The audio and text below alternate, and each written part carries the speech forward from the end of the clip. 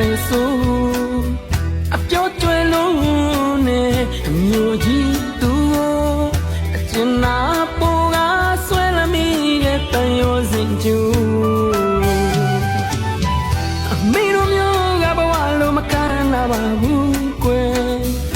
ယောဂနှလုံးသားနဲ့မျက်နှာနေတယ်အလေလာသူကိုမဲလို့မရတော့အခက်တည်းခက်တယ်တခါတော့ပြန်လာပါကွယ်လဲရင်နဲ့လိုက်ဖို့ပေးမယ်တော့တဘာဝတော့ရဲ့လာရီမီနီမဆုံးတယ်နေကြီးရရင်လွမ်းမော်ရထမ်းတော်ကြီးတွေနဲ့မူရမာယာမများတပါမျိုးကြီးသူရဲ့ဒီရင်မမရင်ချက်သေးတာကိုခံမ